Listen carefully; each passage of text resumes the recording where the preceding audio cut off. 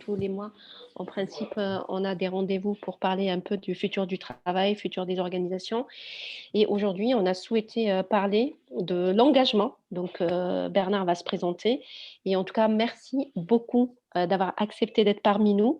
Et juste pour information, Bernard sera aussi avec nous à la Business Agility Conference le 17 et 18 juin sur un autre sujet. Donc voilà, donc n'hésitez pas à vous inscrire aussi à cette conférence et je laisse Bernard se présenter. Merci. Merci beaucoup, Léla. Merci, Tadja, Léa, pour tous ces contacts, toute cette belle rencontre que nous avons eue récemment, puisque nos rencontres sont récentes, en fait, en Tout réalité. à fait. Donc, je suis vraiment ravi c'est toujours intéressant de mailler différents réseaux. Et effectivement, le réseau de la Business Agility, je ne le connaissais pas. Mais c'est vrai que je suis un peu comme Monsieur Jourdain. Moi, je parlais d'agilité sans le savoir. Parce qu'effectivement, je suis un DRH de métier. J'ai été pendant plus de 30 ans en fait, DRH dans différentes entreprises. D'abord chez Danone pendant plus de 10 ans. Le Danone de l'époque d'Antoine Riboud, hein, donc c'est pas forcément le même qu'aujourd'hui. Et puis ensuite 15 ans chez Pernod Ricard, donc deux belles sociétés françaises qui sont très familiales d'origine, mais aussi très engagées et très engageantes. Donc c'est vrai que ce sont des thèmes, l'engagement, que j'ai eu l'occasion de travailler pendant toutes ces années. Et c'est vrai qu'on ne parlait pas d'agilité il y a 10 ans, 20 ans, forcément, mais on parlait d'équipe autonome, on parlait de double projet économique et social, on parlait de management participatif, on parlait de tout un tas de choses qui finalement, c'est un peu tout le problème du management, c'est des grandes modes qui reviennent, des mots qu'on change, mais finalement, il y a beaucoup de fondamentaux dans tout ça. Il y a beaucoup de retours aux fondamentaux aussi qu'il faut faire, et c'est ce que je vais essayer de faire ce soir.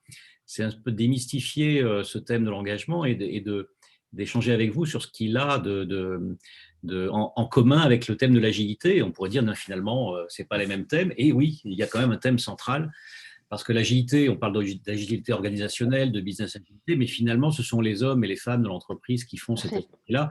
Si elles-mêmes ne sont pas agiles dans leur tête, dans leur être et dans leur comportement, dans leur façon de s'engager, on est quand même mal barré. Donc, c'est quand même à partir des personnes qu'on construit une nouvelle agilité. Donc, on va faire des liens avec l'organisation.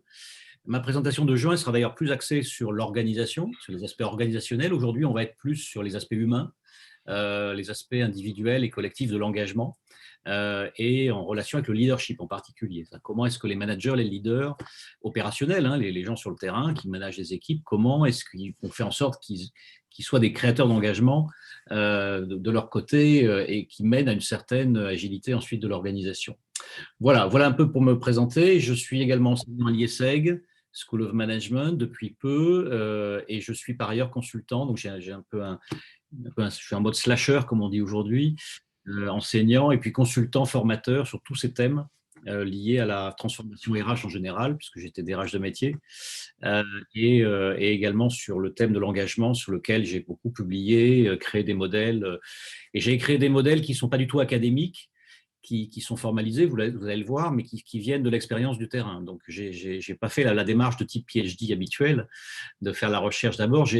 Ma recherche, ça a été mes 30 années de terrain et j'ai essayé de mettre ça en équation, si tant est qu'on peut mettre ce thème-là en équation, pour avoir ensuite des grilles de lecture pour aider les gens à s'y retrouver dans ce thème un peu compliqué. Voilà un peu en ce qui me concerne. Alors, c'est vrai que je vais faire une présentation qui va durer à peu près 20 minutes, 20-25 minutes. Oui, exactement. Et après, effectivement, on passera aux questions-réponses. Voilà, Ouais, donc tout à je vais fait. essayer de tenir j'ai une Non, dizaine. vous pouvez aller jusqu'à même 40 minutes parce qu'aujourd'hui, on a D'accord, 1 heure. C'est lors de la conférence où vous d'accord, aurez un d'accord. timing un peu plus Voilà, 30 minutes, important. voilà. Donc, du coup, comme je suis assez Voilà, bavard, c'est ça. je suis assez bavard sur mon sujet, quand on est passionné, on est toujours un peu bavard. Donc, du coup, je me donne 30 et un Oui, bon 40 pour passer la quinzaine de slides et puis ensuite d'ouvrir le débat. tout à fait. Alors, c'est vrai qu'on est aujourd'hui, et on le sait tous et toutes, euh, on n'est pas en sortie de crise. On est en train de travailler sur une sortie de crise, mais ça fait plus de 6 mois, 1 an qu'on dit post-Covid. Vous savez, il y a 6 mois, dans mes présentations, je mettais post-Covid. Et maintenant, j'ai enlevé le post parce que je ne sais plus trop quand on va sortir. On est un peu en mode VUCA en permanence. Et Dieu sait si le A de VUCA, c'est quand même l'agilité. Donc, on va parler aussi de VUCA. Bon, bref, on a eu quand même ces traumatismes pour ceux d'entre vous qui travaillent en entreprise, vous savez de quoi je parle, tous ces traumatismes liés à tout bouleversement que ça a amené dans les entreprises. Et je ne parle même pas du monde civil, des soignants, du monde de la société globale, mais on va se concentrer ce soir sur l'entreprise, évidemment, et beaucoup de traumatismes. Donc, je trouve que, moi, dans mes observations, si vous voulez, à la fois chez mes clients, mais aussi les entreprises que je visite depuis un an, je trouve que les entreprises, et on le voit dans la presse aussi, dans les best practices qui sont relatées, celles qui s'en sortent le mieux, c'est à mon avis celles qui ont mis en place 4 choses très simples, très très simples. D'abord, qui ont su, vous savez, après le premier confinement, il y a eu le rush du retour au travail, et donc il y a des entreprises qui ont précipité tout le monde en retour au travail de manière frénétique pour rattraper le business perdu, sans prendre le temps de se poser, d'écouter et de comprendre toutes les fractures que ça a créé. Parce que j'entends souvent dire on a eu une solidarité nouvelle pendant la crise. Ben, pas tant que ça. Moi, je trouve que ça a plutôt créé des silos et des fractures plutôt que des, plutôt que des solidarités. On peut en discuter, ça peut être un sujet de débat. Et ces fractures-là, ben, fractures entre ceux qui étaient au fond de l'usine à faire du 3-8 comme d'habitude, ceux qui étaient à la caisse du supermarché, mais aussi, je ne parle pas même pas des soignants, et puis ceux qui étaient en télétravail à la maison, de manière un peu forcée et contrainte. Tout ça, ça a créé quand même des mondes un peu différents qui ont cohabité ensemble. Donc, les entreprises qui s'en sortent bien, c'est celles qui ont su, au retour de confinement, mettre en place des focus groups, des groupes de travail, ou même simplement des réunions d'expression, pour écouter un peu ce qui s'est dit, pour partager les différentes expériences. Par exemple, les personnes qui sont 3-8 en usine, ils ont l'impression que le télétravail, c'était la belle vie pour les managers qui avaient été privilégiés, rester chez eux pendant qu'eux, ils étaient au turbin. Bon, bah, en fait, pour les managers, c'était l'enfer parce que rien ne marchait, les enfants, etc. Donc, c'était important de remettre ensemble toutes ces expériences-là et d'écouter ce qui s'est passé, d'écouter aussi les signaux de mal-être. On parlera de bien-être tout à l'heure, mais avant de parler de bien-être, c'est un peu le mal-être qui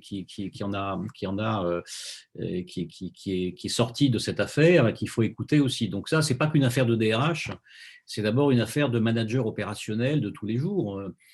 Pas attendre que les DRH mettent en place des groupes d'expression pour pouvoir s'occuper de son équipe et pouvoir avoir ce dialogue-là avec eux. Et donc, les entreprises qui s'en sortent bien, encore une fois, c'est celles qui ont fait ça. Sans forcément des process dans tous les sens, des choses où ça peut être des choses très différentes selon les groupes, selon les départements, selon les équipes. Hein. Tout le monde a un peu improvisé, mais celles qui ont fait ça, ben, aujourd'hui, disons, elles ont passé le cap, elles ont créé un peu une résilience supplémentaire. Et elles ont aussi su recréer du collectif, hein, recréer un peu du collectif, de se reparler ensemble avant de repartir en deuxième confinement, puis en troisième. Enfin, après, vous connaissez la suite de l'histoire. Et finalement, après, on a répété des scénarios, mais ceux qui ont fait ça ont été plus forts ensuite et ont eu un effet d'expérience finalement qui fait que l'engagement des personnes est resté à flot pendant toute cette période. Et ça c'était pour moi le plus important.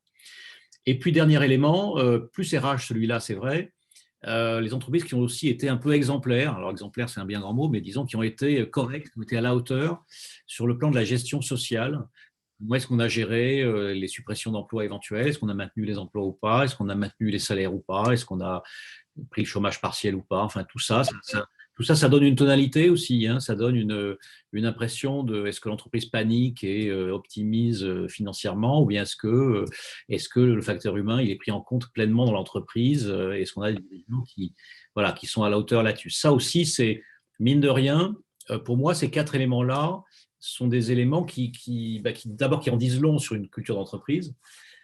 Et premièrement, et deuxièmement, c'est intéressant aussi de voir que quand on fait ces choses-là, on en aura normalement les fruits au retour. C'est-à-dire qu'on aura sur l'engagement futur ou le réengagement des personnes, on devrait en avoir un résultat. Il est trop tôt pour le dire aujourd'hui, évidemment, mais on a quand même l'impression que c'est des facteurs clés de succès pour la sortie de crise qui maintenant quand même plus ou moins se dessine. C'est une question de mois. En espérant que je ne sois pas démenti par les faits, effectivement. Alors, on a parlé de mal-être, je vais vous parler maintenant de bien-être. Vous savez, c'est le fameux, on va parler beaucoup de certains mots valises ce soir. Alors, je vais essayer d'ouvrir les valises et d'essayer de voir ce qu'il y a dedans.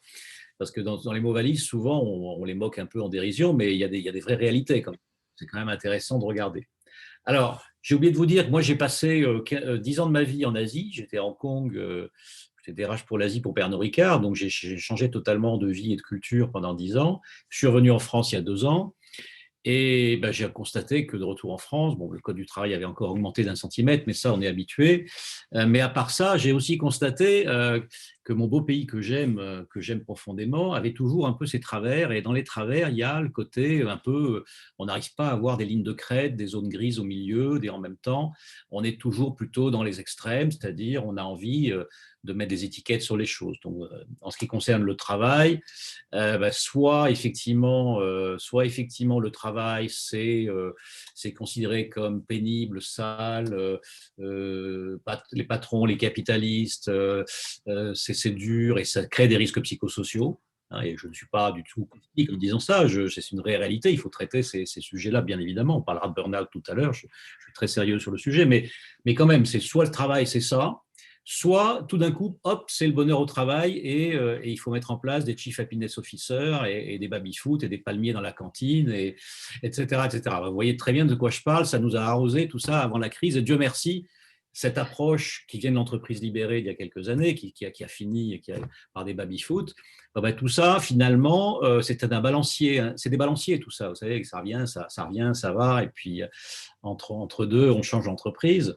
Bon, bah maintenant, on va se calmer un peu sur ces bêtises du bonheur au travail. Je suis un peu provoque ce soir. Vous avez le droit de ne pas être d'accord et on peut en débattre tout à l'heure, mais je pense que voilà, il ne faut pas tomber dans le bisounours, dans le côté un peu touriste au travail et surtout ne pas tomber dans le côté consommateur d'expérience. Et ça, c'est un lien avec l'engagement, ce que je dis là, parce que vous verrez tout à l'heure, je parlerai d'être acteur plutôt que consommateur sur le lieu de travail, mais quand on est dans une approche bonheur au travail, qu'est-ce qu'on peut faire pour les gens, l'environnement de travail, etc., ben on est plutôt dans une approche consommation d'expérience au travail quand même. Donc on n'est pas forcément en train de créer de l'engagement, on est en train de créer une expérience. Voilà. Donc on aura des usagers de l'expérience qui seront contents ou pas contents. Donc ce n'est pas forcément ça qui va faire qu'on va créer de l'engagement. Par contre, si on est un petit peu plus dans l'exigence, un peu dans la bienveillance, c'est bien, mais un peu dans l'exigence, c'est bien aussi.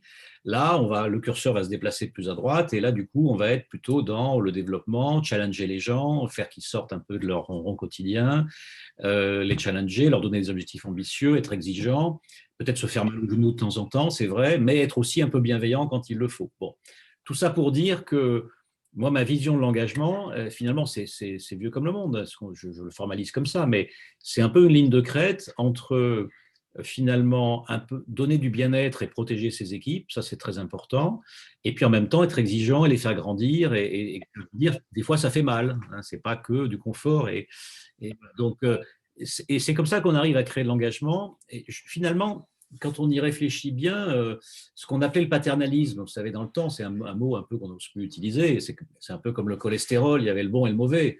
On va oublier le mauvais côté du paternalisme, mais il y avait un des bons côtés. C'était quoi? C'était ça, finalement. C'était je suis dur avec mes équipes, mais je les protège. Quelque part, il y avait ça. Il y avait ce côté je m'occupe de mes gens. Je m'occupe de mes équipes, c'est mes équipes, c'est pas la DRH qui va me dire mettre des process dans tous les sens pour gérer mes gens. C'est moi qui suis le patron à bord de mon équipe et je vais les emmener le plus loin possible. Donc c'est vrai que ça passe par. Bon, alors effectivement, le mauvais côté, c'est que ça pouvait aboutir à du harcèlement et des choses pas très jolies. Donc il faut enlever ce côté-là. Il faut couper les deux bouts de l'omelette, effectivement, et se recentrer un peu sur ce que c'est. Donc je commence par ce slide pour dire que débat, déjà, moi je conteste le fait de s'occuper de la qualité de vie au travail, au travail, on l'oublie, mais même la qualité de vie au travail, toutes ces approches de type satisfaction, qui créent de la satisfaction, finalement, elles sont intéressantes, évidemment, je ne dis pas qu'il ne faut pas faire, c'est important d'avoir un environnement de travail sympa, etc. Mais une fois qu'on a fait ça, on n'a pas travaillé du tout sur l'engagement. C'est pas avec ça qu'on va travailler sur l'engagement, et c'est à partir de là que le travail démarre. Donc l'engagement, pour moi, c'est en introduction, c'est aussi, c'est avant tout ce que j'appelle une coproduction. Hein, c'est-à-dire que en fait, c'est pas que ce que va faire le manager ou que ce que va faire l'entreprise, l'organisation ou que ce que va faire le collaborateur, c'est tout ça à la fois. Et contrairement à la motivation, vous allez pouvoir motiver quelqu'un avec des incentives. Hein, vous pouvez motiver quelqu'un à se bouger, à avoir ses bonus, à être performant, etc. Et c'est une transaction, donc vous allez avoir des gens qui vont se bouger pour vous si vous avez une carotte, une incentive, des bonus, une gestion de carrière accélérée, etc. Et c'est très bien, c'est positif, ça. Je ne dis pas qu'il ne faut pas le faire, c'est tous les 80% des politiques RH sont basées là-dessus. Mais une fois que l'incentive disparaît, la motivation disparaît avec. Donc c'est un peu, on est toujours en train de courir après. Alors que on ne peut pas engager quelqu'un véritablement. Hein. On peut motiver quelqu'un, on ne peut pas engager quelqu'un. On peut créer des conditions dans lesquelles quelqu'un va s'engager pour vous, ce qui est un peu différent, même très différent. La démarche vient du collaborateur ou de l'équipe. Et donc, moi, dans le modèle que j'utilise souvent, c'est celui-là, c'est de dire qu'il y a des acteurs qui doivent être engageants, qui doivent donner envie. C'est l'entreprise, l'organisation, avec la culture d'entreprise, la marque employeur, l'environnement de travail, tout ça, c'est important. L'alignement de l'organisation, la cohérence de l'organisation, l'agilité dont on parlera tout à l'heure. Et puis le manager aussi qui, lui ou elle, évidemment, doit donner envie, doit être inspirant, doit créer de la confiance, de la bienveillance, être exigeant également, et voilà, et donner envie. Et puis à côté de ça, si on s'arrête là, finalement, on n'a fait que la moitié du chemin. Je ne vous raconte pas tous les budgets des entreprises, et vous le savez, les entreprises mettent des budgets énormes dans les formations au leadership, les formations au management et tout ça, ce qui est très, moi je l'ai fait comme tout le monde et je continue de le faire, mais ça ne sert à rien si vous n'avez pas de démarche de l'autre côté de la barrière, c'est-à-dire demander aux collaborateurs en tant qu'individus et demander aux équipes en tant que collectif de s'engager également, de faire quelque chose pour leur propre engagement, de ce qu'on appelle l'auto-engagement.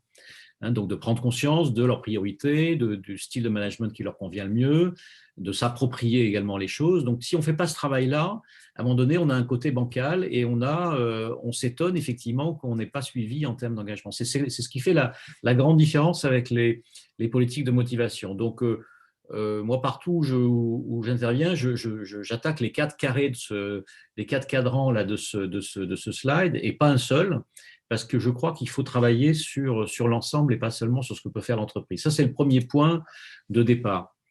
Le deuxième point de départ, c'est un peu un retour aux fondamentaux, c'est des retours à des définitions, non pas un peu théoriques, mais quand même, il faut revenir à ce que ça veut dire, ce que veulent dire les mots. Finalement, quand on s'occupe des conditions de travail, des bureaux, d'avoir des bureaux sympas, d'avoir une relation, un équilibre entre la vie personnelle et la vie professionnelle, un niveau de rémunération correct, une certaine sécurité de l'emploi si on peut l'offrir. Tout ça, finalement, c'est bien, c'est ce que recherchent les gens. Ça va apporter, non pas de l'engagement, plutôt un certain degré de sécurité, de satisfaction. On serait heureux, on est heureux de travailler dans cette entreprise, mais ce n'est pas pour ça qu'on va s'engager pour cette entreprise, qu'on va aller un peu au-delà du simple contrat de travail que l'on a. On est dans un mode satisfaction. Et c'est déjà pas si mal. Hein. Si on n'a déjà pas ça, je dirais que c'est compliqué de poursuivre le chemin. Après, il y a la motivation dont on a parlé. Encore une fois, 80% des politiques RH sont basées là-dessus. C'est la responsabilisation dans le travail, l'intérêt du travail lui-même, d'enrichir les tâches, d'enrichir les jobs, de pouvoir gérer une carrière de manière positive et permanente pour que les gens ensuite se remettent en cause, apprennent et se développent. Donc tout ça, ça contribue. Il y a aussi tout ce qui concerne les rémunérations au sens bonus, rémunération variable en fonction de l'effort que vous allez fournir. Donc tout ça, c'est très très bien. Ça va créer de la motivation, encore une fois, c'est une transaction. Et c'est un peu la limite de l'exercice. C'est-à-dire qu'effectivement, quand on motive avec des incentives, on ne peut pas baisser ensuite le niveau des incentives parce qu'on est toujours en train d'en acquérir de nouveaux pour pouvoir continuer. Et encore une fois, on fait ce qu'on peut en entreprise pour intégrer le facteur humain et c'est déjà pas si mal. Et puis après, l'engagement. Alors l'engagement, tout le monde aura sa définition. Moi, j'ai essayé modestement dans le bouquin que j'ai écrit, puis dans ce que je fais dans mes pratiques là-dessus, de me focuser sur cinq choses. Il peut y avoir plus, moins, etc. Moi, je trouve c'est celle que j'ai observée qui marchait bien dans les entreprises où je suis passé. Bon, mais d'abord, il y a l'effort supplémentaire. Est-ce que le salarié est prêt à faire un effort supplémentaire pour son entreprise? Contrairement aux idées reçues, ça ne veut pas dire forcément des heures supplémentaires. Parfois, c'est le cas, parfois, ce n'est pas le cas. C'est plutôt la qualité de l'effort, c'est plutôt l'état d'esprit de l'effort. Est-ce qu'on s'occupe juste de son job ou est-ce qu'on va aider ses collègues, être solidaire avec ce qui est autour de soi? C'est ça aussi l'effort supplémentaire. Hein. Ce n'est pas juste je travaille 4 heures de plus tous les jours, etc. Je ne dis pas que ça ne peut pas aboutir à ça, mais ça ne se résume pas à ça. Donc ça, c'est le premier point. Est-ce que je vais un peu au-delà de mes simples tâches? C'est basique, mais c'est quand même le point d'entrée. Le deuxième point d'entrée, c'est l'attachement émotionnel. Est-ce que finalement, je vais au boulot et puis je rentre chez moi, je peux très bien faire mon travail sans attachement émotionnel particulier, sans me faire des amis au travail, sans avoir des relations harmonieuses effectivement autour de moi, sans même avoir des moments où on s'amuse en entreprise et vraiment on fait des choses ensemble. on peut très bien, cliniquement parlant, faire son job. Il y a beaucoup de jobs qu'on peut faire sans cela. Bon, maintenant, après, si on peut le faire sans cela, mais ça veut dire qu'on ne sera pas engagé. On n'aura pas donné un peu plus de soi émotionnellement aux autres. Et donc, l'engagement, c'est pas que le cerveau, c'est aussi la part de cœur qu'on peut y mettre. Donc là, c'est un des éléments observables, hein, qu'on voit qui définit pour moi l'engagement. Troisième élément, l'adhésion aux valeurs et aux objectifs de l'entreprise. Là encore, on peut travailler sans être d'accord avec ce que fait l'entreprise en termes d'objectifs à atteindre ou sans être d'accord avec les valeurs, le style de management. Bon, bah, c'est dommage, mais on peut très bien faire son travail, encore une fois, et être même motivé par des bonus, par une gestion de carrière, mais ne pas adhérer. Mais le fait d'adhérer, du coup, ça va vous engager un peu plus, hein. Et c'est pour ça que je dis souvent aux gens, mais si vous adhérez pas, si vous n'êtes pas attaché émotionnellement, vous adhérez pas, mais allez-y, changer d'entreprise ou changer de manager. Peut-être que c'est pas le bon mix pour vous, donc il faut surtout pas rester. Je dis souvent qu'il y a toujours pire que quelqu'un qui part, il y a quelqu'un qui reste. Mais oui, rester, c'est bien. La rétention, c'est bien, mais il faut rester et rester engagé. Si c'est pour rester désengagé, il y a un vrai problème. Donc, et il y a de la souffrance des deux côtés, côté entreprise et côté salarié. Et puis, autre élément très important, la quête de sens. Alors, encore un mot valise, j'ouvre la deuxième valise, le sens. Ça aussi, ça fait partie des choses qu'on voit beaucoup, mais c'est très important. Si je comprends dans mon travail ce que veut faire l'entreprise et en quoi mon travail contribue au sens de l'entreprise, bah, effectivement, je peux parler d'engagement parce qu'il va y avoir un mix des deux. Si je ne comprends pas, si je fais un job qui va et je ne comprends pas la finalité, mon manager ne me l'explique pas, et effectivement, et je ne vois pas bien en quoi ça peut contribuer à ce que fait l'entreprise, il y a effectivement un problème. Donc là, on parlera de la raison d'être tout à l'heure, mais il y a un vrai travail à faire à ce niveau-là dans beaucoup d'entreprises non pas créer le sens parce qu'il existe, en réalité souvent il existe, mais c'est pour le montrer, le rendre plus visible. Et puis dernier élément, le cinquième, c'est un peu le chapeau des quatre autres. Alors, il y a un joli mot en anglais pour dire ça, c'est le ownership. C'est beaucoup plus joli qu'en français. En réalité, ownership, c'est un très beau mot. Alors, j'ai essayé de traduire ça par sentiment d'appropriation. C'est pas le sentiment d'appartenance, parce que ça serait plutôt dans l'autre sens, mais c'est mon entreprise. Quand on dit c'est ma boîte, c'est mon équipe, c'est mes produits, on peut parler d'engagement parce que là, on parle d'appropriation. C'est à moi. Ça ne veut pas dire que j'ai des actions de l'entreprise, hein. C'est pas, alors, rien à voir. Ce n'est pas parce que vous donnez des actions gratuites à vos salariés qu'ils vont être plus engagés. Ça aussi, je peux démontrer par l'expérience que ça peut provoquer plus de rétention parce qu'il faut que j'attende 4 ou 5 ans pour toucher le cash qui est lié à ces actions. Ça provoque de la rétention, ça ne provoque pas forcément de l'engagement tel que je le définis ici. Et donc là aussi, c'est un peu un faux semblant. Donc là, on parle vraiment de… Voilà, quand je parle de mon entreprise à l'extérieur, que je prends un verre avec des amis et que je dis ma boîte, mon entreprise, on est en train de faire ça, je suis en train de travailler là-dessus, bah, utiliser le mot je, nous, ou plutôt que ils sont en train de faire ça et ils, mon entreprise est en train de faire ça, déjà, vous voyez déjà la différence. C'est le premier critère, finalement, le premier KPI de l'engagement, c'est au bistrot du coin quand vous écoutez les gens qui parlent de leur boulot et que vous regardez comment est-ce qu'ils parlent de leur travail. Déjà, est-ce qu'il y a de l'appropriation ou pas? S'il y a de l'appropriation, j'aurais tendance à dire c'est gagné. La moitié du chemin est gagné, il y a déjà quelque chose et il y a quelque chose sur lequel il faut tirer. Et s'il n'y a pas du tout d'appropriation, bah, il faut travailler pour la créer. Et travailler pour la créer, ça passe par les 4 éléments que j'ai vus là. Alors c'est très simple, hein, c'est 4-5 choses comme ça. Mais en réalité, après, ce qui est plus complexe, c'est la mise en œuvre parce que l'engagement, c'est plutôt un chemin. C'est plutôt un chemin qu'un objectif à atteindre. On n'est jamais arrivé, en fait. C'est toujours une quête en permanente et c'est surtout le chemin et comment vous y arrivez qui est important. Alors, une fois que j'ai défini ça, j'ai essayé d'aller encore plus loin. J'ai essayé de m'amuser un peu à observer autour de moi ces 30 années que j'ai passées un peu partout, en France, à l'étranger, etc. J'ai essayé de regarder quel type d'engagement quel type de comportement observable on pouvait avoir chez les collaborateurs qui montrent un désengagement, un engagement ou au contraire un surengagement, parce qu'il faut aussi traiter le problème du surengagement. On parle souvent du désengagement des salariés, hein, dans la presse, on voit que ça, mais on parle rarement, enfin si, on peut parler du burn-out, mais ça ne résume pas en tant que tel ce qu'est le surengagement. Donc j'ai essayé de travailler sur 8 profils Alors, je ne vais pas les passer en détail, là, je vais les survoler rapidement parce que notre meeting est plus général. Mais en gros, il y a deux profils que j'appelle les désengagés, que sont le pyromane et le touriste. Le pyromane étant plutôt plus toxique que les autres parce qu'il va plutôt être activement désengagé contre l'entreprise. Donc ça, c'est un vrai problème et il faut le traiter en tant que tel. Il faut que le manager et les RH le traitent. Il y a le touriste qui, lui, bon, il est là, il fait son job, mais son corps est là, mais son esprit pas forcément. Donc, il n'est pas heureux, mais voilà, il s'ennuie. On parle du bore-out souvent. Bon, bah, voilà, on peut parler de touristes au travail. Ensuite, il y a deux profils que j'appelle, on va dire, potentiellement engagés, qui pourraient s'engager mais qui ne le font pas, qui est un peu cette zone grise. Hein, on a beaucoup de monde là. C'est le profil 35 heures, il parle de lui-même, qui fait ses heures et qui rentre chez soi, et qui n'a pas forcément envie de s'embarquer dans de l'engagement supplémentaire. Et là, c'est un vrai sujet presque idéologique pour les entreprises. Qu'est-ce qu'on fait avec ces gens-là? Est-ce qu'on a envie de créer de l'engagement supplémentaire ou pas? Ou est-ce que finalement, un collaborateur qui fait ses heures, qui a une bonne qualité de rendu dans son travail, mais qui ne veut pas s'attacher émotionnellement plus que ça, qui n'ira pas aux apéros de départ, qui n'ira pas au team building, etc., mais qui fera son job et qui est irréprochable. On a deux options. Est-ce qu'on est heureux avec ça, ou est-ce que, en tant que manager, en tant qu'entreprise, ou est-ce qu'on a envie, au contraire, de bouger les lignes pour que ces personnes s'engagent davantage? Alors, j'allais vous dire, dans une équipe, vous ne pouvez pas avoir que des profils 35 heures, ni touristes, ni pyromanes, évidemment, sinon vous avez un problème. Si vous avez que des 35 heures, vous n'irez pas très loin en termes voilà, de production. Donc forcément, vous pouvez en avoir un ou deux, mais vous ne pouvez pas non plus vous contenter d'avoir que ça dans votre équipe. Ça, c'est très important.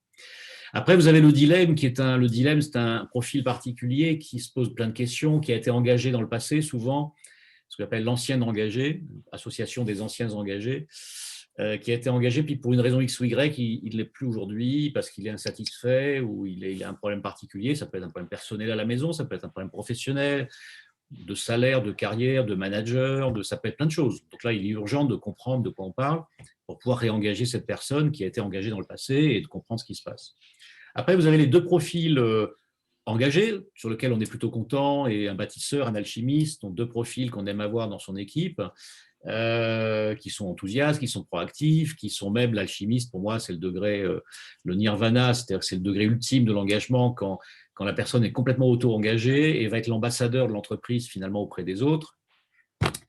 C'est vraiment celui ou celle, l'alchimiste, c'est la personne qu'on va envoyer à l'extérieur représenter l'entreprise, qui va accueillir les nouveaux, qui va être dans toutes les task forces de l'entreprise. Vous avez remarqué, dans les groupes de travail, on met toujours les mêmes, on met les meilleurs éléments et ceux qui sont super engagés. C'est toujours comme ça que ça se passe. Hein. Donc, il n'y a pas de mystère, c'est l'alchimiste. Bon. Et puis après, ça commence à se gâter un peu, on devient un peu trop engagé. Donc là, il y a deux types de surengagement pour moi qui existent. Il y a le burn-out que malheureusement on ne présente plus. Et on sait très bien de quoi on parle bien de fatigue physique et mentale, et on sait ce qu'il faut faire, c'est se reposer. Et contrairement aux idées reçues, là aussi, le burn-out n'est pas que une question de trop d'heures de travail et de trop d'investissement au travail, c'est souvent une question de perte de sens. C'est-à-dire que quand on a des injonctions contradictoires, quand on a deux chefs qui disent pas la même chose, quand on a des injonctions de partir dans une direction ou dans une autre, c'est pas forcément qu'une question de temps de travail. Après tout, celui qui crée sa start-up, il bosse 120 heures par semaine et il est jamais fatigué. Il est pleinement porté par le sens de sa mission. Donc, c'est pas aussi simple. Donc, le burn-out, évidemment, sujet très important à traiter. Mais alors, souvent, le burn-out, moi, j'ai constaté, c'était créé par un autre profil qui s'appelle le fanatique. Parce que le fanatique, c'est celui qui est, en gros, qui est tellement engagé au travail qu'il ne se rend plus compte il a les doigts dans la prise. Il n'arrive plus à retirer les doigts de la prise de courant. Addict au travail, est totalement sensible, hypersensible sur la culture d'entreprise, va défendre la culture d'entreprise de manière outrancière et va du coup avoir un degré d'exigence beaucoup trop fort. Donc, il rejoint le pyromane dans ce sens-là, qui sont tous les deux contre-productifs. Pyromane parce qu'il tire contre l'entreprise et le fanatique parce qu'il crée du désarroi et du burn-out autour de lui et du dysfonctionnement. Donc, dans les deux cas, la couleur rouge n'est pas là par hasard. Il faut s'en occuper d'une certaine manière. Donc, ça, c'est un peu le schéma. Donc, ce qui est très important, c'est que l'engagement, c'est très mobile. Hein. C'est pas, contrairement à la personnalité qui souvent est un peu. Alors, je sais qu'après, on peut se développer, il y a du coaching et autres, et bien évidemment. Mais la mobilité de l'engagement est beaucoup plus importante. On peut se sentir engagé le matin et avoir une panne d'engagement dans la journée parce qu'on nous a mal parlé, et puis après ça revient. Donc ça nécessite de la part du manager, et puis on peut être très engagé en début de carrière et moins en fin de carrière, ou l'inverse, ou au milieu de carrière, on a d'autres priorités familiales ou autres, donc on va être un peu plus dans un profil 35 heures pendant quelques temps, puis on va revenir en mode alchimiste. Vous voyez, tout ça, c'est très mobile. Et donc, ça nécessite voilà, d'être monitoré en particulier par le manager qui, lui, ou elle, va avoir un rôle, effectivement, un peu de… J'ai essayé ça aussi de définir dans mes interventions, d'aider les gens à définir finalement sur tel type de profil. Là, bon, c'est très simplifié ce qui est là, mais sur tel type de profil, quelles sont les actions qu'on peut mener. Dans le cas de profils désengagés, j'ai mis volontairement le pyromane et le touriste ensemble, même si bon, ils sont un peu différents.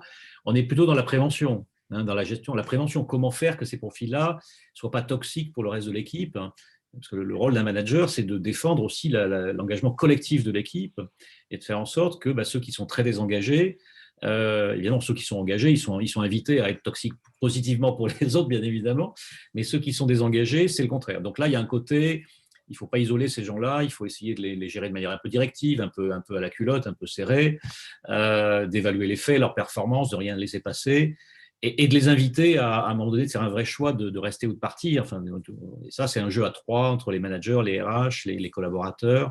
Voilà, j'ai un peu fait ça toute ma vie, et on peut faire ça avec bienveillance et en faisant bien, en traitant bien les gens, c'est pas la question. Mais il faut le faire. Il ne faut pas être lâche là-dessus. Il ne faut pas laisser des touristes, des pyromanes dans son équipe. Il faut s'en occuper. Deuxième type de profil, les 35 heures, les dilemmes. Eux, je dirais que typiquement, il faut investir sur eux. Il faut essayer de faire tout ce qu'on peut pour les engager, pour les embarquer, pour créer de l'engagement auprès d'eux, faire évoluer peut-être leur mission, voir ce qui peut leur convenir. Et puis savoir s'arrêter au moment où on va trop loin, parce que parfois on crée un déséquilibre aussi si on est trop insistant. Donc il faut essayer de trouver le bon fine-tuning. Les salariés engagés, eux, par nature, ils sont engagés, on peut se dire, c'est bon, c'est gagné. Non, parce que c'est comme à l'école, les profs, ils s'occupent toujours ils s'occupent pas des bons élèves. Et si toi, tu es bon, de toute façon, tu n'as pas besoin de moi. C'est un peu pareil en management. Il faut s'occuper aussi de ces collaborateurs engagés, d'abord pour les valoriser en tant que tels, pour continuer à les mettre en avant, pour en faire des ambassadeurs qu'on peut utiliser dans l'équipe pour aller essayer d'engager les autres. Moi, j'aimais bien faire dans mes équipes, faire des binômes entre un touriste et un alchimiste. Quand vous faites des groupes de travail dans vos équipes, essayez de mettre ensemble des profils comme ça différents. Il peut se passer des choses intéressantes. L'un peut polluer sur l'autre en espérant que ce ne soit pas dans l'autre sens. Mais enfin, en général, quelqu'un qui est très engagé, qui est alchimiste, il n'est pas polluable. Dans l'expérience, il est vraiment solide. Mais enfin, ça nécessite quand même une certaine maintenance par le manager. Et puis, dernier groupe, le groupe des surengagés. Donc là, on est vraiment typiquement dans la bienveillance, dans le care. Il faut prendre soin de ces gens-là. Ils peuvent même être malades au sens même médical, social du terme, donc c'est important. Et donc, le burn-out évidemment, mais aussi le fanatique qui a besoin soit de coaching. Alors lui, typiquement, c'est un bon client pour les coachs. Effectivement, quelqu'un qui va trop loin, qui est trop dans l'exigence, qui n'arrive pas à se tempérer, qui n'arrive pas à engager par son propre charisme, mais qui va être toujours dans l'exigence plus, et qui va créer du désarroi et du burn-out autour de lui ou d'elle. Ça nécessite un accompagnement pour revenir dans quelque chose d'un peu plus normal. À défaut de quoi, il faut envisager un départ aussi. J'ai eu à gérer ça dans ma vie. Souvent, les fanatiques deviennent pyromanes à leur tour parce qu'ils brûlent ce qu'ils ont adoré et ils ne comprennent pas qu'on leur demande de travailler moins, en gros. Après tout ce qu'ils ont fait pour l'entreprise. Alors, ce sont des cas minoritaires, évidemment, mais on a tous en tête, je suis sûr que vous en avez des exemples de ce type-là qui existent. J'ai rencontré plus de profils comme ça, de cadres supérieurs dans des sièges sociaux que dans des usines de production, pour être tout à fait honnête. Donc, c'est plutôt un syndrome de cadre ou de cadre sup qu'on peut avoir là souvent. Voilà, donc dernier élément lié au management, et puis après on prendra un peu de recul pour voir au niveau de l'entreprise ce que ça veut dire. Après, moi, ça c'est un sujet qui m'a toujours un peu fasciné, c'est le mix entre la performance et l'engagement. C'est comment on fait finalement quand on a dans une équipe des personnes qui sont… Alors, quelqu'un qui est engagé et performant, par définition, il n'y a pas trop de soucis. Tout va bien. à la maintenance près, comme on l'a dit. Quelqu'un qui n'est ni performant, qui ne délivre pas, mais qui n'est pas non plus engagé, qui ne montre pas des comportements d'engagement tels que vous le souhaitez, j'allais dire, c'est aussi facile aussi à identifier et on sait à peu près ce qu'il faut faire. Par contre, au milieu, il y a 2 zones grises un peu au milieu qui sont intéressantes, 2 zones orange ici. Qu'est-ce qu'on fait, et ça dit beaucoup sur une culture d'entreprise, qu'est-ce qu'on fait avec des collaborateurs qui sont super performants, qui délivrent, voire même qui surdélivrent, toujours les premiers de la classe en termes de résultats, mais qui ne sont pas engagés. Ça existe. Vous pouvez très bien avoir quelqu'un qui est en surperformance. Je pense à des commerciaux particuliers, souvent j'ai eu ce problème-là, surdélivrant, mais pas du tout dans les valeurs de l'entreprise, qui franchissent des lignes jaunes en termes de comportement et qui n'ont pas, effectivement, qui n'ont pas l'adhésion aux valeurs, qui n'ont pas l'engagement qui est nécessaire. Qu'est-ce qu'on fait avec ces collaborateurs? Vous faites quoi dans vos équipes? Vous acceptez leur performance, vous prenez tout, et puis peu importe comment on y arrive, parce que finalement, seul le résultat compte. Ça, c'est une option. Et il y a des cultures d'entreprise qui sont comme ça, peu importe que le comportement, comment on y arrive, ce qui compte, c'est le résultat. Ou bien est-ce qu'au contraire, vous définissez des lignes jaunes, des lignes rouges, jaunes, etc., vous les appelez comme on veut, des référentiels de compétences qui fait que nos managers, chez nous, on ne délivre pas à tout prix. Il y a une manière de le faire qui s'appelle l'engagement, qui s'appelle un certain niveau d'engagement. Donc ça, c'est un premier point. C'est toujours intéressant quand on visite une entreprise de voir, et ça dit beaucoup sur une culture. Et ce qui dit beaucoup sur une culture aussi, c'est qu'est-ce qu'on fait pour ceux ou celles qui sont moins performants qu'avant. Je ne dis pas complètement nuls, évidemment, qui délivrent quand même, mais qui sont sur un plateau de compétences, qui ne délivrent pas comme dans le passé, qui sont un peu en mode saturation. Et que même la formation n'arrive pas, ce n'est pas un sujet de formation, sinon c'était simple, mais même la formation ne suffit pas à les faire remonter en compétences. Mais à côté de ça, ce sont des personnes qui ont un engagement exceptionnel, qui sont vraiment des piliers de l'entreprise en termes de culture d'entreprise. Vous avez envie de les montrer comme des exemples de collaborateurs en termes de comportement, mais ça ne suit pas en termes de performance. Mais là aussi, vous avez 2 options. Qu'est-ce qu'on fait? Est-ce qu'on considère que ces personnes-là, non, elles sont plus performantes, donc voilà, ça ne va pas, en gros, et ça finit mal. Ou bien, si vous souhaitez que l'engagement soit quelque chose d'important dans votre entreprise, si ça veut dire quelque chose, l'engagement dans votre culture d'entreprise, vous acceptez que par-ci, par-là, vous ayez des collaborateurs qui sont un peu moins performants que d'autres, mais qui ont à côté de ça une espèce d'engagement exceptionnel qui a une valeur, à qui vous attribuez une valeur et qui, donc, du coup, vous allez essayer de préserver, peut-être de changer les gens de poste pour qu'ils soient peut-être au maximum de au principe de Peter, vous savez, qui n'aillent pas un étage de plus, mais qui soient au bon endroit, mais qui apportent et qui vont apporter par leur engagement exceptionnel quelque chose de très important pour vous. Et ça, moi, j'ai eu la chance d'être dans une entreprise, Danone et Pernod Ricard, les deux, à 20 ans d'écart d'ailleurs, qui étaient plutôt dans ce deal-là, c'est-à-dire effectivement, ce n'est pas qu'une question de performance, il y a aussi une question de comportement et d'engagement. Après, tout est une question de fine-tuning et d'équilibre, évidemment. On ne peut pas avoir que des non-performants dans son équipe, on est bien d'accord. Mais vous avez une équipe devant vous, ce qui compte, c'est la performance globale de votre équipe ou de votre entreprise. Là-dedans, vous avez des choix à faire, effectivement, et je trouve que c'est des choix qui sont souvent courageux, parfois, qu'il faut essayer de faire.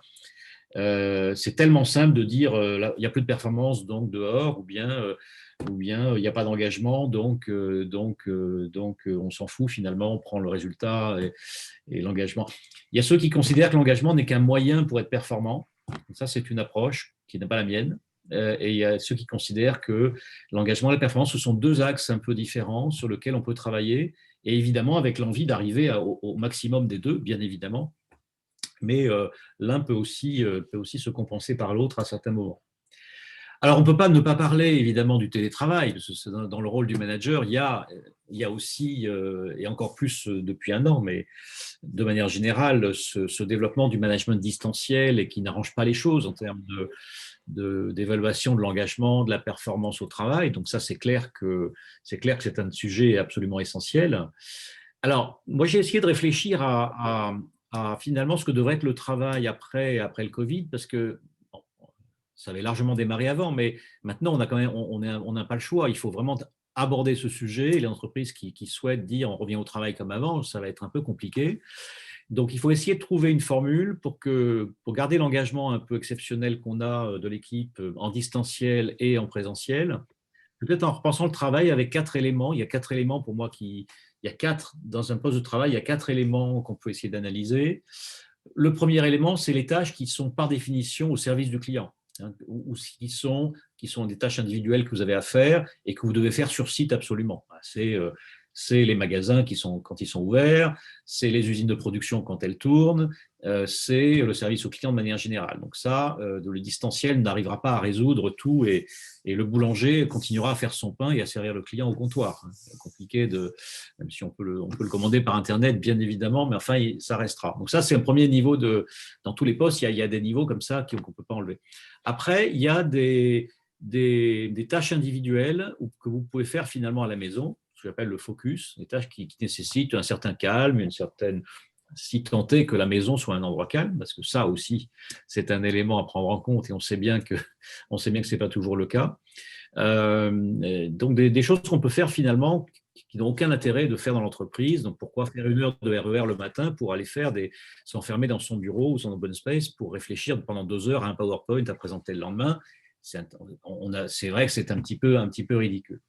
Après, il y a des tâches qui sont plutôt des tâches de coopération, de collective au niveau de l'équipe, mais qui sont des tâches un peu business as usual, c'est-à-dire des reporting, des consolidations de données, des informations à descendre, des suivis d'actions, etc. Toutes ces tâches-là, finalement, c'est bienvenu dans le monde Zoom, hein, c'est-à-dire que toutes ces tâches-là, typiquement, là aussi, elles ne se font pas forcément sur le lieu de travail, ce n'est pas forcément nécessaire. Parfois oui, parfois non, on peut très bien les dissocier. Et puis, il reste finalement une case qui est très importante, et c'est là-dessus, à mon avis, qu'il faudra travailler en sortie de crise, c'est la case rituelle. Et ce que j'appelle la case rituelle, c'est toutes ces tâches, enfin, ce n'est pas des tâches d'ailleurs, c'est le problème. C'est des choses qu'on devra continuer à faire alors, au bureau, dans le magasin, effectivement, physiquement en présentiel. C'est des team building, c'est des créations d'événements entre les équipes pour qu'il y ait des choses, on parlait de connexion émotionnelle tout à l'heure qui définissent l'engagement. La connexion émotionnelle, par Zoom, je ne sais pas faire. Hein. On peut faire de la connexion de type travail, coordination, etc. Pour l'émotion, c'est quand même pas ça. Bon. Donc là, il faudra essayer de refaire effectivement, d'analyser les postes. Je l'ai fait récemment sur une entreprise cliente et arriver à ce que chaque collaborateur finalement définisse avec son manager, redéfinir un peu son travail, le redécouper en fonction de ces activités-là. Ce n'est pas facile à faire comme travail et c'est plutôt individualisé, donc c'est quelque chose qui peut donner effectivement une démarche un peu engageante et collaborative avec ses salariés pour pouvoir réfléchir au travail. Alors évidemment, pour un manager, de faire ce travail-là, déjà de faire le travail tel qu'il est aujourd'hui, c'est compliqué. Je dis souvent que finalement, les bons managers qui étaient bons avant la crise, avant le télétravail outrancier, on va dire comme on l'a en ce moment, ceux qui étaient bons, qui étaient dans la proximité, qui étaient bienveillants avec leurs équipes, mais qui arrivaient à être exigeants aussi, qui faisaient confiance, qui lâchaient un peu la grappe aux gens pour qu'ils soient autonomes, qui étaient transparents avec du feedback permanent, enfin voilà, tout ce que je définis dans ce slide, qui donnaient un peu du sens aux choses aussi. Finalement, ceux qui étaient à l'aise avec ça avant le télétravail, pour eux, ce n'est pas un souci du tout. C'est purement une distanciation provisoire, technique, sur laquelle on va s'appuyer. Et ces gens-là, ils vont continuer et ils continuent à le faire. C'est moins facile, c'est moins aisé, mais c'est en deux. Ceux qui, par contre, étaient dans des postures de micromanagement, de contrôle permanent, et on regarde tous autour de nous, on sait de qui on parle, on sait que ça existe et qu'il y en a beaucoup. Voilà, et ça reste un gros sujet. Ça l'était avant, ça reste un gros. Alors ceux-là, par contre, quand ils sont passés en mode télétravail, et on le voit tous autour de nous, ça a créé des situations improbables, et ça crée vraiment, c'est presque darwinien, hein, ça crée une sélection naturelle entre les managers qui s'adaptent, ceux qui ne s'adaptent pas, mais on avait déjà les éléments avant. Hein, il ne faut pas être hypocrite, on savait déjà avant ceux qui étaient comme ça, et ceux qui finalement qu'on n'aurait pas dû nommer manager. Ça c'est un de mes grands dada aussi, c'est finalement on n'est jamais assez exigeant sur la nomination de manager. On continue comme avant parce qu'il faut pouvoir les postes, à mettre le meilleur vendeur chef des ventes, à mettre le meilleur ouvrier contre-maître, à mettre le meilleur expert chef du département, et les problèmes démarrent à partir de ça. Voilà. Pas toujours évidemment, mais souvent. Donc je pense que repenser aussi qui on nomme manager et être un peu plus exigeant, plus exigeant, c'est le mot, sur les critères d'arrivée sur ces jobs-là, avec des personnes qui ont des critères tels qu'ils apparaissent sur l'écran qui est là maintenant. Et effectivement, ça me paraît aussi un des chantiers intéressants qu'il va falloir mettre sur le tapis. Dernier volet de ma présentation, puis on passera ensuite aux questions. Alors, on a abordé l'engagement individuel, on a abordé le manager et son équipe, y compris le télétravail. Si on prend un tout petit peu de recul au niveau de l'entreprise maintenant, et c'est le lien évidemment tout naturel avec l'agilité, finalement on a déjà parlé d'agilité sans le dire auparavant. Sur une entreprise, je dirais qu'il faut aussi aborder, il y a 2-3 sujets comme ça qui sont intéressants d'aborder, au-delà de l'engagement qui est important. C'est tout ce qui va favoriser la coopération dans l'entreprise, tous les silos qui existent, vous savez, entre les départements, les silos horizontaux, les silos verticaux, il y en a un peu dans tous les sens, parce qu'il y a beaucoup de process, parce qu'il y a beaucoup on s'est beaucoup processisé dans les entreprises ces 30 dernières années. Donc, il faut redonner un peu aussi de la coopération, et tout ce qui va dans le sens de travailler entre départements, entre niveaux hiérarchiques et autres est bienvenu. Et si on a trop de niveaux hiérarchiques et trop de reporting et trop de process, au bout d'un moment, on a un millefeuille qui fait que c'est difficile de parler de coopération. Et pour moi, c'est un peu le préalable à l'agilité. C'est-à-dire que si on prend les choses une par une, il faut d'abord travailler sur l'engagement. À mon avis, c'est le point principal. Travailler sur l'engagement, ça a un impact forcément sur le niveau de coopération que les gens ont entre eux, parce que si vous générez de l'attachement émotionnel, plus de connexion entre les gens, il va y avoir de la coopération. Et s'il y a de la coopération entre les équipes, les départements, effectivement, quand il faudra décider sur un coin de table de changer de cap, etc., il y aura un peu plus d'agilité parce qu'il y aura une habitude aussi à travailler différemment.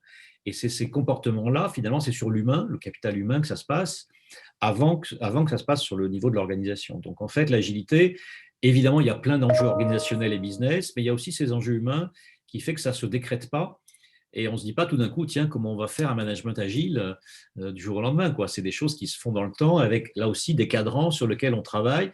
Et la transformation de l'entreprise, elle se fait à partir de ces éléments-là. Alors, effectivement, ce qui est important de dire aussi, et ça sera un des zooms que je ferai plus détaillé en juin pour la conférence, sur ce plan-là, quand on est une start-up et quand on est une entreprise du CAC 40, ce n'est pas vraiment la même chose, les sujets de l'agilité et les sujets de l'engagement. Quand on est en mode start-up, on est par nature engagé. On est porté par le sens de ce qu'on a créé. Déjà, les créateurs sont plus qu'engagés. Ils ont créé leur sens à eux-mêmes. Ils vont embaucher des gens ensuite qui vont faire une équipe. Tous ces gens-là, les premiers 5, 10, 20, 50, 100, ils vont être par nature très engagés. Par contre, les process de l'organisation ne vont pas être très performants. On va faire la compta sur un post-it, donc j'exagère un peu. Disons que ça commence quand même par des process assez simples, assez basiques, et ce n'est pas ça le problème. Le problème, c'est d'avancer, de développer, de tester, d'expérimenter, et donc d'engager. Bon, on est là-dedans. Et puis petit à petit, voilà, start-up devient PME, ETI, grande entreprise, scale-up, etc. Et puis voilà, et puis on se retrouve avec des entreprises plus ou moins grosses dans lesquelles on a finalement un peu perdu l'esprit du départ, l'engagement pur, on va dire, la pureté, l'engagement du départ. Par contre, on a créé une ribambelle de process, de fonctions. Il y a toujours un point d'inflexion intéressant, c'est la création du poste de DRH. Vous voyez, toujours moi, c'est mon repère. Quand une start-up commence à être scale-up et commence à dire ah, il me faut une fonction RH. Je ne dis pas que c'est le début des problèmes, parce que c'est aussi le début de plein de process qui vont aider à la croissance de l'entreprise, mais c'est toujours se méfier de la procédure en trop, se méfier du process sophistiqué de trop. Toujours en rester à des process assez simples et ne pas avoir toujours les meilleurs process du monde.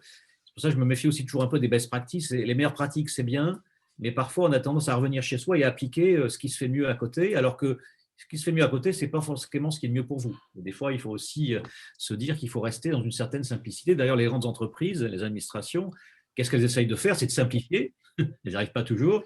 Simplifier, enlever des process, enlever des reporting pour essayer de retrouver cette agilité initiale. Et c'est un peu ça, c'est un peu ça qui se passe finalement dans beaucoup d'entreprises.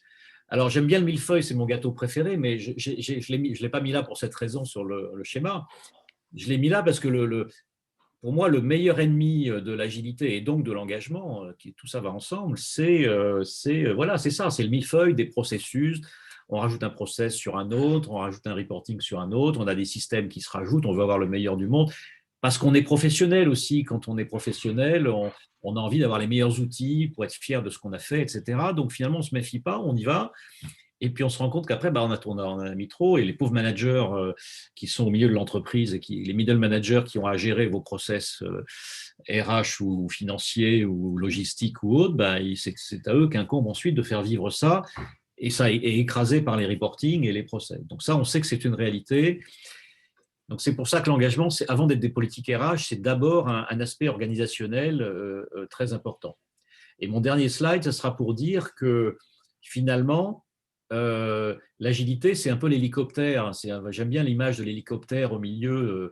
Les middle managers, c'est quand même les héros de l'entreprise. Pour moi, c'est pas les héros de l'entreprise, c'est pas le COMEX, c'est pas le comité exécutif, et c'est pas non plus les équipes de terrain qui elles sont en bout de chaîne, donc elles font un peu ce qu'elles peuvent. Mais les vrais héros, c'est ceux qui sont au milieu, qui ont à la fois qui doivent à la fois ingurgiter la vision, la stratégie qu'on leur balance sur la tête, qui doivent comme ça importer tout le stress de la terre, et qui doivent exporter de l'énergie à leurs équipes, de l'engagement, créer de l'engagement, de l'amélioration continue. Donc j'aime bien cette vision de l'entreprise avec les deux pyramides plutôt qu'une seule, parce que finalement, au milieu, il y a une espèce de nœud. Et le fait d'être agile ou pas, d'être engagé ou pas, c'est là que ça va se passer. Cette capacité à gérer le global, le local. Ceux qui font du lean management comprennent bien de quoi je veux parler.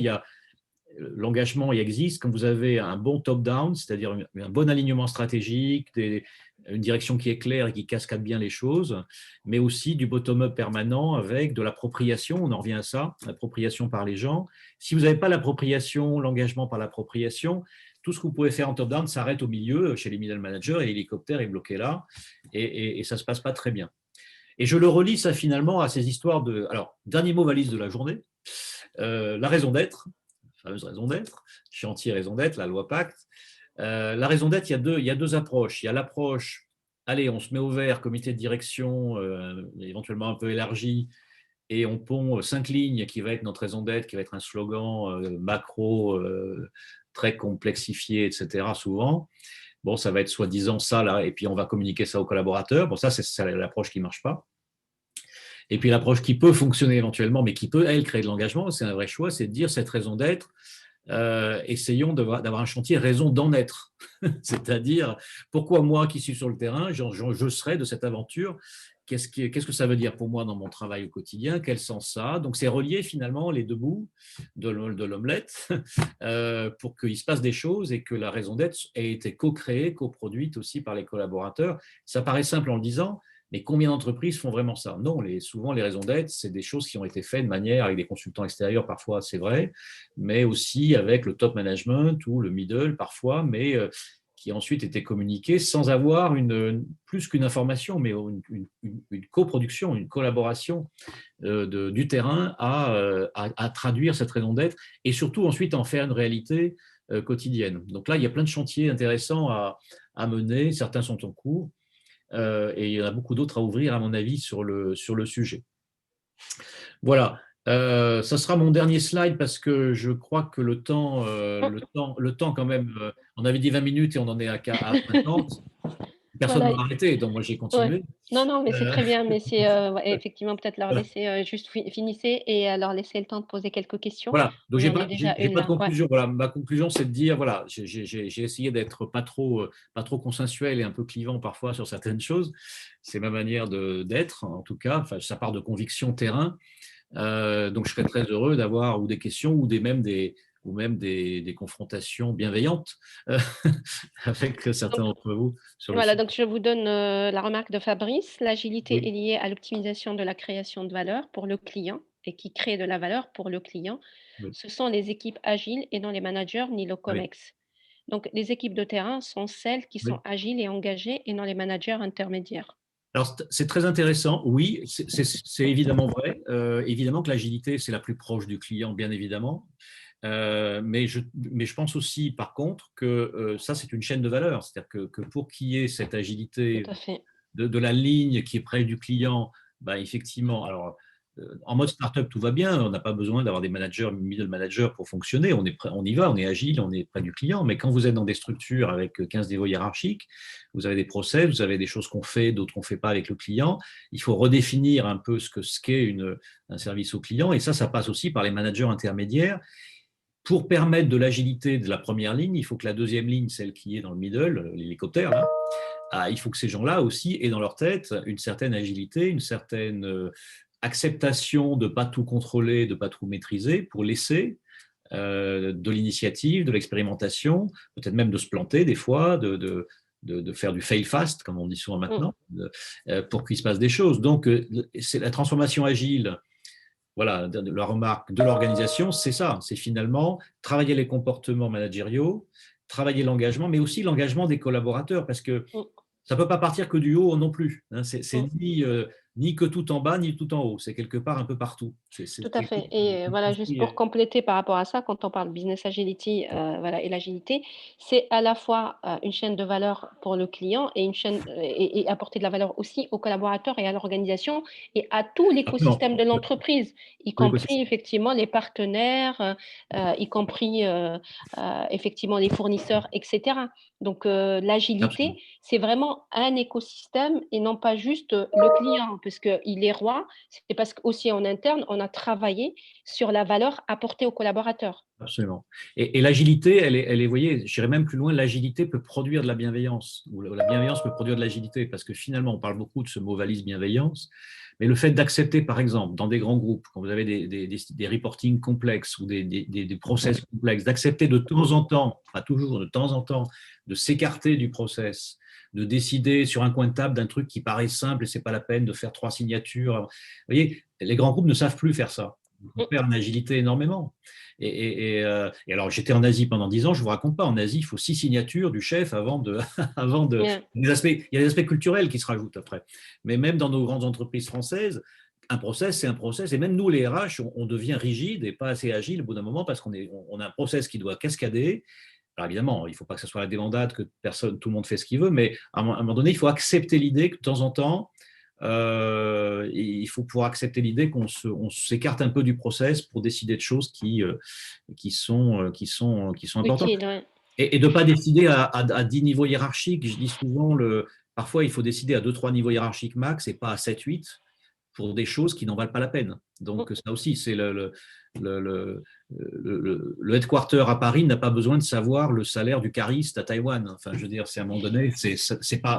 Et il y a des entreprises, je vous garantis, dont tout est fait comme ça. Donc c'est du délire. Hein. Donc c'est ça aussi l'agilité, c'est retravailler sur l'organisation, ce qu'elle permet de faire, et redéfinir quel niveau doit faire quoi. C'est ça. Précisément. Avec Hein, la bonne voilà. la prise de décision au bon niveau. Donc, Au c'est bon ceux niveau. qui font, voilà, donc les laisser Absolument. prendre. Donc, j'ai une deuxième question de Tadja. Donc, la question que je me pose, c'est pourquoi les managers toxiques continuent à perdurer dans les entreprises et surtout en tant que manager avec des collaborateurs qui finissent complètement désengagés? Ouais. Ben, c'est la bonne question. Et je pense que dans mon approche à moi, dans mon expérience, j'ai été dans une entreprise extrêmement, on va dire très, très haut en termes d'exigence sur l'engagement. Donc, les quelques cas que j'ai eu à gérer de toxicité, ils ont été assez vite réglés. Donc, c'est vrai que moi, mon expérience, elle part de là, elle part d'un certain courage de traiter, parce que c'est le mot courage qu'il faut utiliser là, c'est dire, c'est une question de courage managérial, point barre. Ouais. Hein, c'est pas qu'on me raconte pas que c'est parce que bah oui, mais du coup le poste, sinon on trouve pas le remplaçant. Mais c'est pas la question. C'est la question à un moment donné, c'est quel impact ça a sur le reste de l'entreprise. Et si on s'empare pas de ce sujet, c'est les syndicats qui s'en emparent. Et ça devient un sujet de droit de syndicat, de conflit, de médecine du travail et d'inspection du travail. Donc il ne faut pas laisser sur ce terrain. Il faut que ce soit un sujet managérial. Donc, à un moment donné, oui, c'est vraiment une question de courage, de culture d'entreprise. Culture d'entreprise, ça veut dire quelque chose. Il y a des cultures dans lesquelles on accepte certaines choses, des lignes jaunes, et dans d'autres pas. Et c'est une question, et là, les RH ont un rôle clé, évidemment, mais pas que les RH tout seuls. Les RH ne peuvent pas faire, ça doit être le dirigeant. Le dirigeant, les RH, les managers, il faut que ce soit ancré dans leur comportement, qu'il y a des choses qu'on ne fait pas chez nous. Chez nous, on fait comme ça et pas comme ça. C'est ça la culture d'entreprise. Il y a une manière de faire, de traiter les gens, de respecter.